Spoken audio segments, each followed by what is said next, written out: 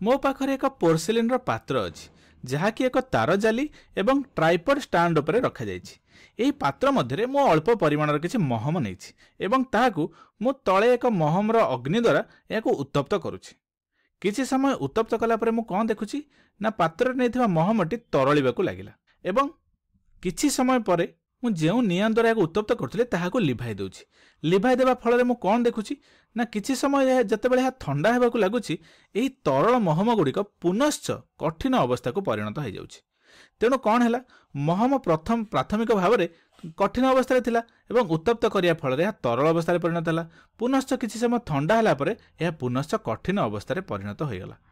तेणु यह केउं प्रकार परिवर्तन अटे? यह आम भौतिक परिवर्तन कि रासायनिक परिवर्तन कौन कहवा? यह वास्तव में आम भौतिक परिवर्तन कहवा। कारण महम एबे भी महम अवस्था अच्छी।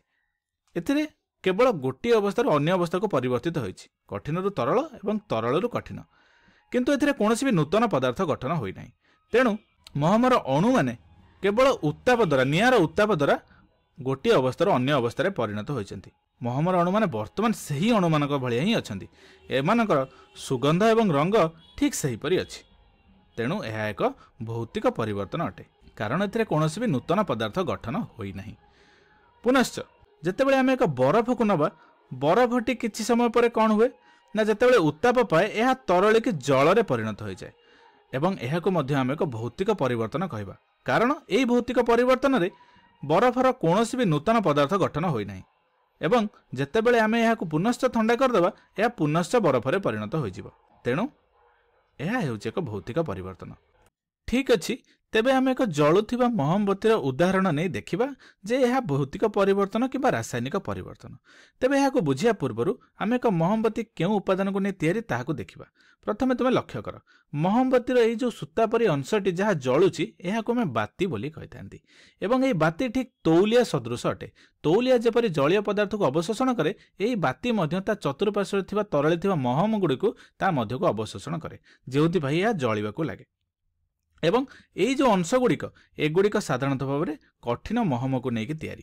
तेबे जेतेबेले आमे महमबती को जलाई थांती एई बाती निकटे थिबा महम गुड़िक तरलिबाकु लागे एवं एई तरल महम गुड़िक बातीटी निज मध्य को अवशोषण करिने एवं जेतेबेले यह अवशोषण करे एई उत्ताप पाई एई तरले थिबा महम गुड़िक बाष्पीभूत हेबाकु लागे एवं बाष्प हेबा फल कौन हुए ना तरल महम गुड़िक वायु रे थिबा ऑक्सीजन सहित प्रतिक्रिया करे एवं फलस्वरूप आलोक, ताप, जलीय बाष्प एवं ता सहित किछि कार्बन डाइऑक्साइड गैस उत्पन्न होता है। आम लक्ष्य करुचंती जे एठी रासायनिक प्रतिक्रिया घटी किछि नूतन पदार्थर गठन होइछि। जेतेबेले महमर बाष्पटी ऑक्सीजन सहित प्रतिक्रिया करुछि, कार्बन डाइऑक्साइड एवं जलीय बाष्प सहित किछि नूतन उत्पाद प्रस्तुत होउछि एवं एही जलिथिबा महम को आम पुनश्च प्राथमिक अवस्था को बा मूल अवस्था को फेरे आनी परिबा कि? उत्तर हेउछि ना।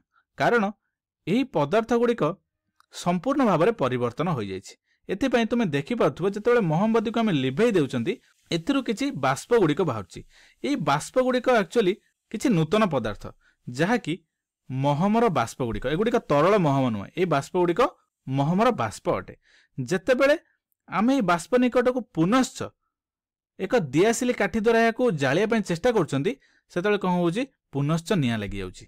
कारण यही महम बाष्प यही बाष्प महम गुड़िक पुनश्च निया को धरी बाती को निया लगेबारे सहायक होउछंती। एठी तुमे लक्ष्य करि परथुबो, जेतेबेले आमे महमबती को निया लगाउछंती सेतेबेले बातीरु धला धुआं उठुछि। एही धला धुआं महमर बाष्प ही अटे। तेणु जेहेतु एही प्रतिक्रिया किछि नूतन पदार्थ गठन होउछि, तेणु महमबतीटी जलिबा एक रासायनिक परिवर्तन अटे।